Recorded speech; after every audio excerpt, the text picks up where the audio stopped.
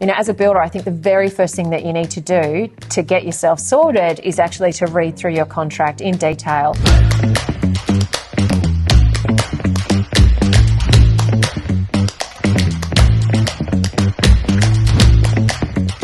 All right, so this one's going to be a little bit boring for some people, but it's about contracts. Look,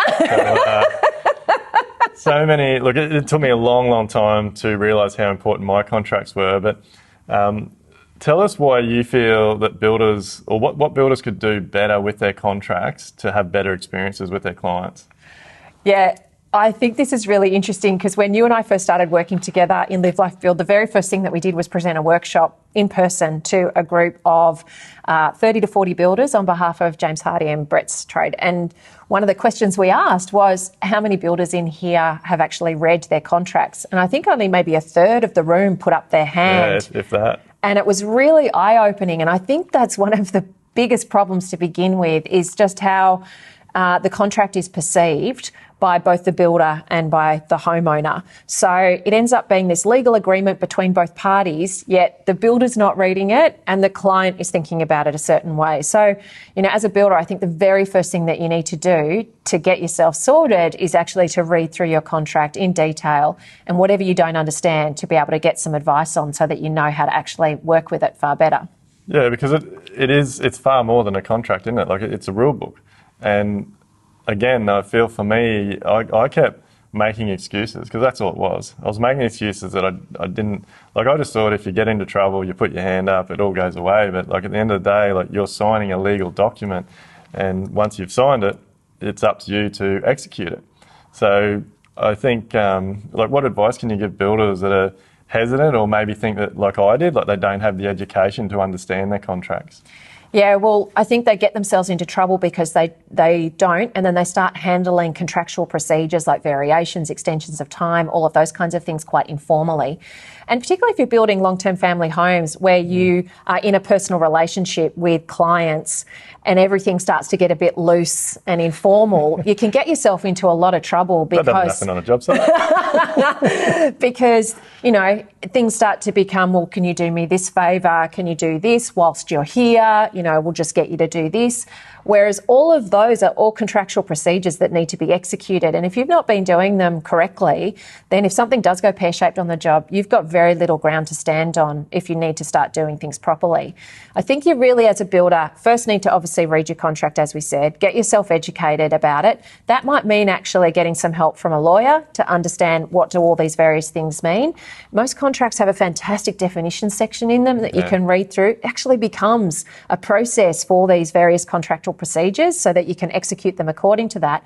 And then you need to take the time to educate your client why this contract exists, what's in this contract, and help them understand why things need to happen the way that they do. And one really great thing that we see happen for that is that then actually that completely depersonalises. Why do you need to get, a permission before you execute a variation? Why can't you do things just whilst you're here? Yeah. Why are you putting in paperwork for extensions of time? All of a sudden, that's because of the legal agreement that you have between the two of you, not just because you as a builder think that it's something that you have to do. Yeah, and it really does. It actually becomes your rule book. So it's setting out an expectation of how you're going to manage the project. And I think so many builders are scared of it. And look, I definitely was, but it actually helps you.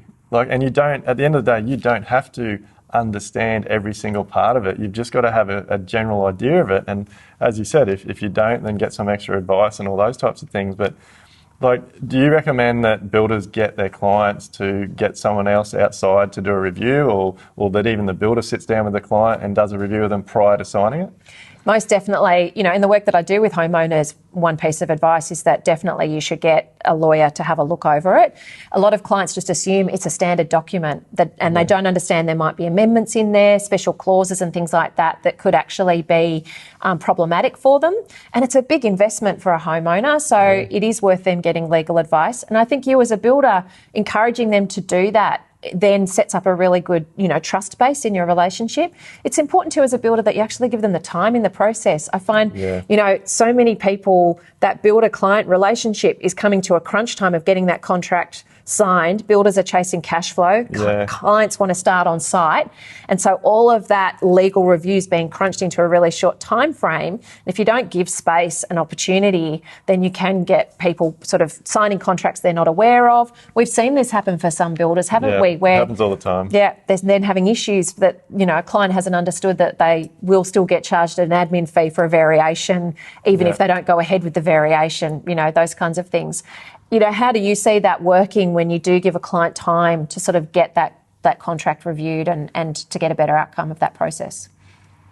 Well, we have incredible jobs. We build great relationships. Like, we become friends because they treat us as a business. Like, I do think it's a bit of a trap that a lot of builders fall into. Like, they use the excuse that they don't understand, that they didn't know, and all these types of things, and they don't want to upset situation on site, so they I'll do that, and before you know it, without them knowing, they're not pricing the job correctly anyway, so they're not making money to begin with. They're giving away all these freebies because they're not following their contract, and they've just lost even more money on the job. But for me, a contract really is a rule book. You execute your projects as per your rule book, and that sets you up as a professional.